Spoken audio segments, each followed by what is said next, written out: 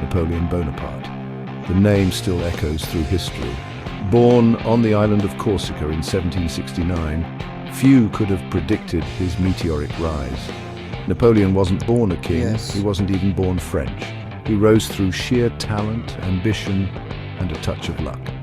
At a young age, Napoleon's military genius shone brightly. He devoured books on strategy and warfare. He was a man of action, quickly rising through the ranks during the chaos of the French Revolution. His courage and tactical brilliance on the battlefields of Italy earned him early fame. France, weary of revolution, saw in Napoleon a symbol of stability and strength. He promised them glory, and he delivered. In 1799, he seized power in a coup, becoming first consul of France. This was a turning point, marking the beginning of his reign and the French Empire's rapid expansion. Napoleon's victories were swift and decisive. He modernized warfare, using speed and maneuverability to outwit his enemies.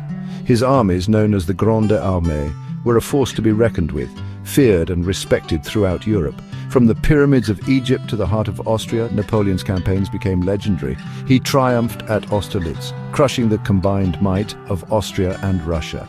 He reformed the French legal system with the Napoleonic Code, a legacy still felt today. He was a master strategist, a skilled diplomat, and a charismatic leader who inspired fierce loyalty in his troops. Under his rule, France experienced a period of unprecedented dominance. He crowned himself emperor in 1804, solidifying his grip on power and fueling his ambition. However, with each victory, Napoleon's ambition grew. His confidence, bordering on arrogance, would prove to be his undoing. In 1812, he made a decision that would change the course of history. He decided to invade Russia. Russia, a vast and unforgiving land, had always been a thorn in Napoleon's side.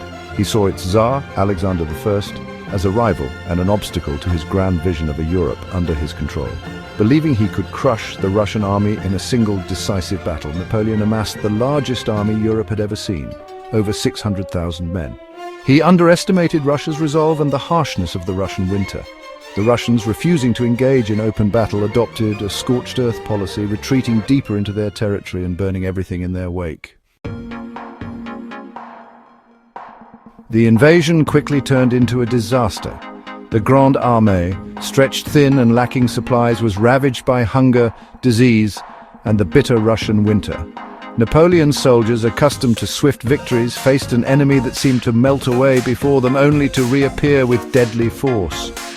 The Battle of Borodino, though a tactical victory for Napoleon, cost him dearly in men and resources. He captured Moscow, but it was a hollow victory. The Russians had set the city ablaze, denying Napoleon his prize. The retreat from Russia was a nightmare. The once mighty Grande Armée was reduced to a shadow of its former self. Tens of thousands perished in the freezing temperatures, victims of starvation, disease, and relentless attacks by Russian forces. Section 5, the beginning of the end. The disastrous Russian campaign marked a turning point in Napoleon's fortunes. His enemies, sensing weakness, united against him. The tide had turned. Napoleon's empire, built on military success, began to crumble. His aura of invincibility was shattered. He had lost not only an army, but also the trust of his people. The myth of his invincibility was broken. He faced defeats in Spain and Germany. His enemies, emboldened by his setbacks, closed in on France. Napoleon, displaying his characteristic resilience, fought back with the remnants of his army, but the odds were stacked against him. Section 6, Waterloo, the final curtain. In 1815, Napoleon's gamble to regain power ended in defeat at the Battle of Waterloo. Facing a combined British and Prussian force led by the Duke of Wellington, Napoleon's army was routed. This marked the end of his reign and the 100 Days' War. Exiled to the remote island of St. Helena in the South Atlantic, Napoleon lived out his final days as a prisoner of the British.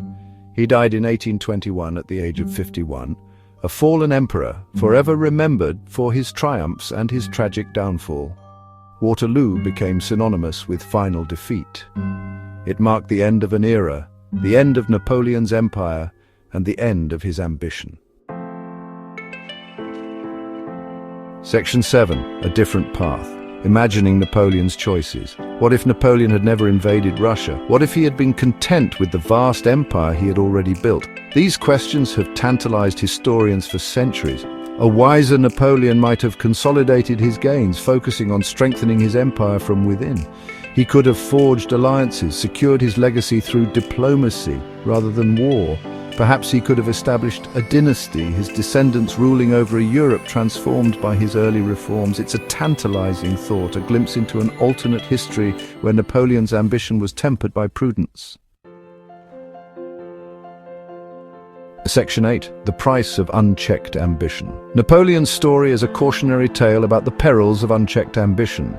He was a military genius, a visionary leader, but his desire for power ultimately led to his downfall. His invasion of Russia, driven by hubris and a thirst for conquest, serves as a stark reminder that even the greatest empires can crumble under the weight of their own ambition.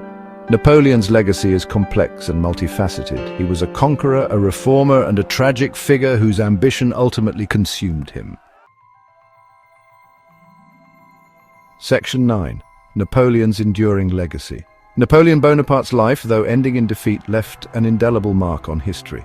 He revolutionized warfare, redrew the map of Europe, and left behind a legacy of law and reform that still resonates today. Even in defeat, Napoleon's impact on the world is undeniable. He remains a subject of endless fascination, a reminder that even the most brilliant stars can fall from the sky. His story serves as a reminder that power, no matter how great, is fleeting. It is a story of ambition, hubris, and the enduring power of the human spirit for both good and ill.